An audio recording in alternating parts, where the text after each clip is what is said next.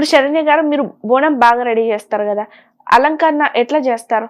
అంటే ఎవరైనా చెప్తున్నారా వెనకటి నుంచి ఇట్లా చేయాలి అని? ఎట్లా?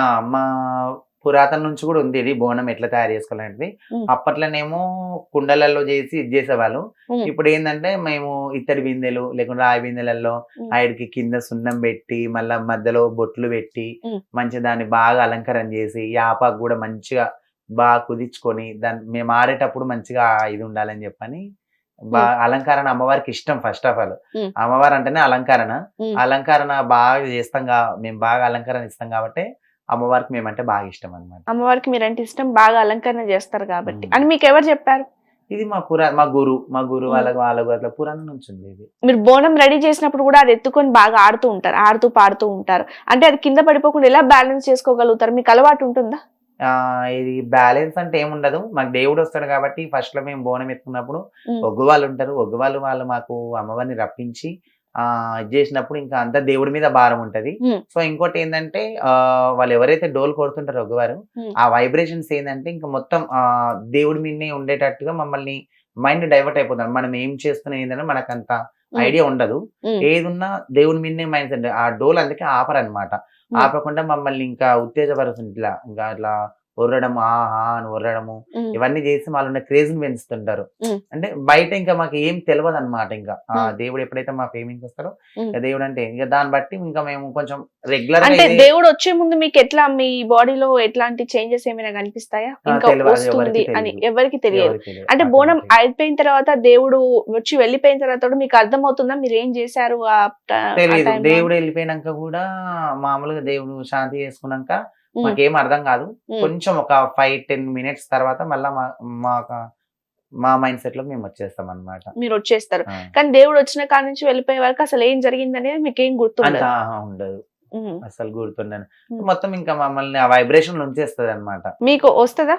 దేవుడు వస్తాడు. దేవుడు వస్తారు. ఉమ్. అంటే వచ్చిన ఓన్లీ బోనం టైంలోనే వస్తారా? ఇంకా వేరే టైంలో కూడా ఎప్పుడైనా వస్తారా? సరే ఎక్కడైనా సరే బోనం మాకు తీసుకెళ్ళినప్పుడు బోనం వస్తారా? తీసుకెళ్ళినప్పుడు ఉమ్, లేకుంటే ఎక్కడన్నా దేవుని లగ్గాలు కళ్యాణాలు అయినప్పుడు ఉమ్. పటం మీదకి ఎక్కినప్పుడు అట్లాంటి టైంలో సడన్ గా వచ్చేస్తది. వాళ్ళు మంత్రాలు వేస్తారు కదా ఒగ్గు వాళ్ళు. ఉమ్, ఆ టైంలో ఏదో ఉమ్. మీ పక్క నుండి మిమ్మల్ని ఎవరు చూసుకుంటారు ఆ టైంలో?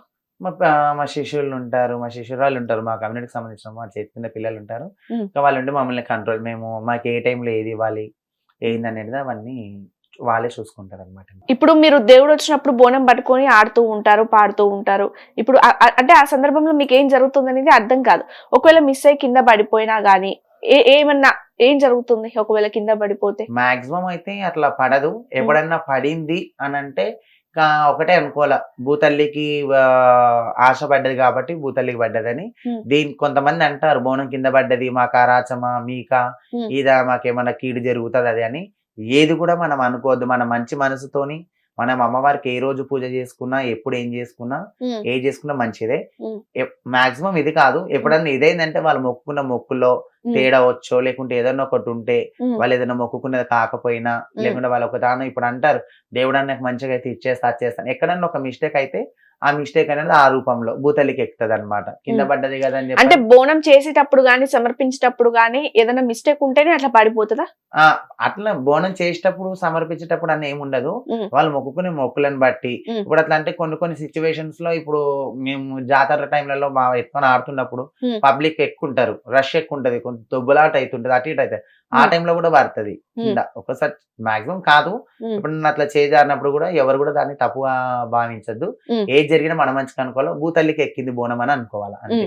ఇందులో అంటే తప్పు. ఒక్కసారి కింద పడ్డ తర్వాత మళ్ళీ సంవత్సరం సమర్పించొచ్చా బోనం? లేకపోతే ఎప్పుడన్నా కింద చేసుకోవచ్చు. పడితే మళ్ళీ కింద చేయొద్దు పడ్డది అని కదా అని ఏమైనా చెప్పని ఉందా? అట్లా ఏముండదు. ఉమ్, అలాంటి తప్పు ఆ మాట చాలా ఉమ్, అనుకోవద్దు కూడా. మనము తీసుకొని వెళ్ళి అమ్మవారికి సమర్పించవచ్చు.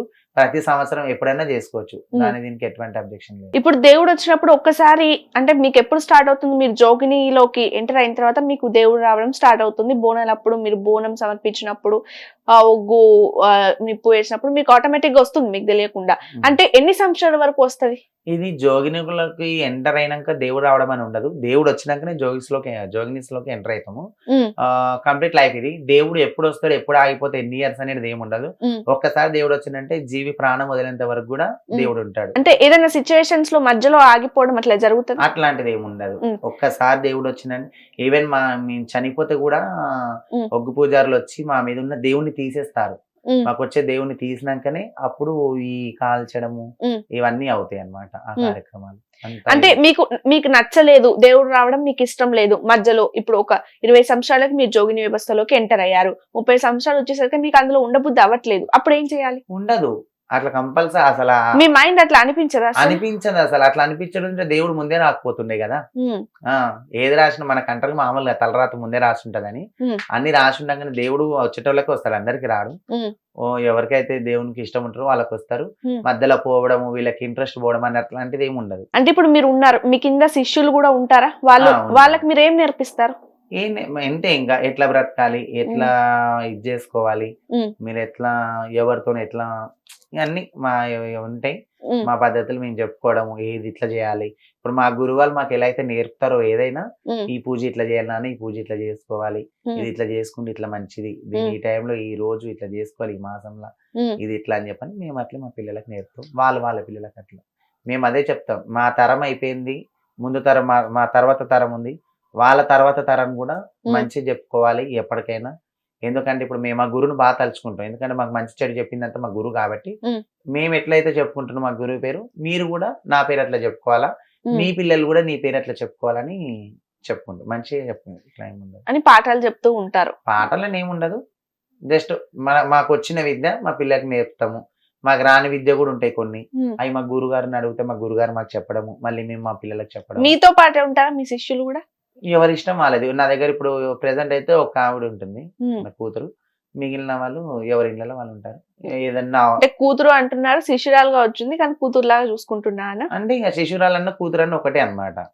కానీ ఇప్పుడు నేను గురువు అన్నప్పుడు నా చేతి కింద ఉంటారు కాబట్టి కూతురు అంటారు. ఇంకా నన్ను మమ్మీ అని నాతోనే ఉండిపోవడము. ఇంకా నేను ఎక్కడికన్నా పోయేది ఉన్నా, నాకు ఎక్కడైనా ప్రోగ్రామ్స్ వచ్చినా కూడా ఫోన్ చేస్తే ఆ టైంకి వచ్చేస్తారు అన్నమాట. అంటే ఎప్పుడైనా అనిపిస్తుందా ఈ జోగిని మీకు కూడా ఒక లైఫ్ ఉంటే బాగుంటుంది, ఒక పార్ట్నర్ ఉంటే బాగుంటుంది, మా పిల్లలు ఉంటే బాగుంటుంది అని అనిపిస్తుందా? అనిపిస్తది. కానీ ఇంకా పార్ట్నర్స్ విషయానికి వచ్చేలోపు చెప్పినా కదా ఇంతసేపే, ఎవరి ఇష్టం వాళ్ళది. వస్తారు, 4 రోజులు మాయ చూపిస్తారు, వెళ్ళిపోతారు మోసం చేసి. పిల్లలు అంటే మాకు ఎట్లా ఆప్షన్ ఉండదు. మా దాంట్లో చాలా మంది పిల్లల్ని తెచ్చి పెంచుకునే వాళ్ళు ఉన్నారు. ఇక కొంతమంది ఎవరి ఫైనాన్స్ దాన్ని బట్టి వాళ్ళు, ఎవరికైతే ఫైనాన్షియల్ గా ఇబ్బంది ఉంటుందో వాళ్ళు కాకుండా ఫైనాన్షియల్ గా అన్ని సెట్ అయిన వాళ్ళు తెచ్చుకొని చాలా మంది పెంచుకుని చదివిస్తున్నారు. డిగ్రీలు, స్కూల్స్ చాలా మంది చదివిస్తున్నారు మా పెద్దలు. ప్రతిసారి సికింద్రాబాద్, ఉజ్జయిని మహంకాళి బోనాలకు వెళ్తూ ఉంటారా మీరు? కంపల్సరీ.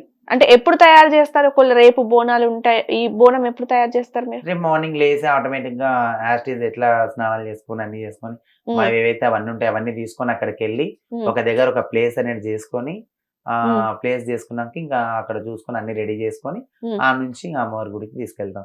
అట్లా మా సొంతంగా చేసుకుంటే కొంతమంది మాలాంటి వాళ్ళని పిలిచి చేయించాలని కొంతమంది కోరుకుంటది.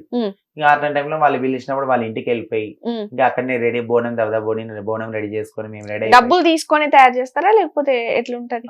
డబ్బులు ఇస్తారు. అట్లా ఏం లేదు, ఎవరికి దోచినంత వాళ్ళు. కొంతమంది 10,000, కొంతమంది 11,000, కొంతమంది 5,000, లేనోళ్ళు 3,000 కూడా ఇస్తారు. పైసతో మాకు సంబంధం ఉండదు. వాళ్ళు మా దాకా వచ్చింది చేదార్చుకోవద్దని చెప్పి మేము వెళ్తాం అట్లా. అంటే ప్రతి సంవత్సరం వెళ్తారు బోనాలు, అప్పుడు బోనాన్ని సమర్పిస్తూ ఉంటారు కదా, అంటే ఏమన్నా సహకారం కోరుకుంటున్నారా ప్రభుత్వం నుంచి గానీ గవర్నమెంట్ నుంచి? మాకు ఇట్లా చేస్తే బాగుంటుంది, ఇట్లా చేస్తే బాగుంటుంది, అమ్మవారి సేవలో మేము ఉన్నాము అని ఏమన్నా ఉంటుందా? అంటే అసలు చెప్పాలంటే బాగానే అడిగారు ఈ విషయము, నేను కూడా చెప్పాలనుకుంటున్నా. తలసాని శ్రీనివాస్ యాదవ్ గారు మాకు చాలా మంచి చేశారు. సార్ ఎక్కడున్నా చల్లగా ఉండాలి. మాకు ఎప్పుడు కూడా అసలు ఒక స్పెషల్ లైన్ అంటూ అదేం ఉండకపోను. తలసాని శ్రీనివాస్ యాదవ్ సార్ గారు మాకు ఈ ఇయర్ బల్కంపేటలో మాకు సపరేట్ లైన్, క్యూఎల్ లైన్ పెట్టించి మాకు ఒక టైమింగ్ పెట్టి ఈ టైంలో చేసుకోండి మీకు ఇబ్బంది ఉండదు అన్నట్టుగా చేశారు.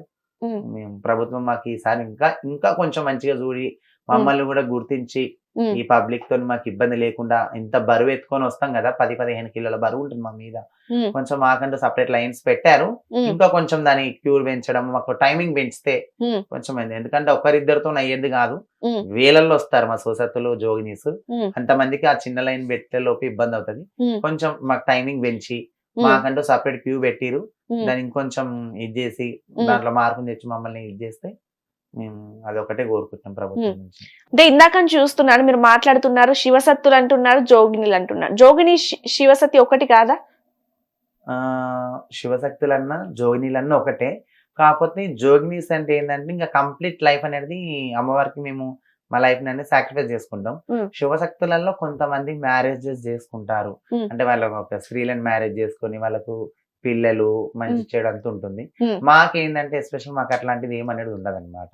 సో జోగినీస్ శివశక్తులని కొంచెం ఇదిగా అట్లా ఉంటుంది. ఇప్పుడు బోనాల దగ్గర మనం చూస్తే బొట్టు పెట్టండి అనుకుంటూ మీ దగ్గరకు వచ్చి బొట్టు పెట్టించుకుంటూ ఉంటారు అక్కడ ఉన్న భక్తులు, ఎందుకంటారు? అంటే అంతసేపు మేము అమ్మవారు మా పేరు మీద ఆవహించినప్పుడు మేము దేవుడి మీద ఉండిపోతాం కదా, బోనం దించినాక అయ్యో వీళ్ళు ఇంత ఇదిగా ఉంటారు, ఇంత పద్ధతితో పూజలు చేస్తారు కదా, వీళ్ళ చేతితో బొట్టు పెట్టించుకుంటే మంచిదని చెప్పని బండారి అంటారు పసుపుని, ఆ బొట్టు పెట్టించుకుంటారు మా తోటి. Thank you so much. చూసారు కదా, బోనాలకి సంబంధించి సికింద్రాబాద్ ఉజ్జాయిని మహంకాళి బోనాలకి సంబంధించి శరణ్యారెడ్డి గారు చెప్పిన బోనాలకి సంబంధించిన ముచ్చట్లు. మరో ఇంటర్వ్యూతో మళ్ళీ కలుసుకుందాం. అందరూ చూస్తూనే ఉండండి హిట్ టీవీ.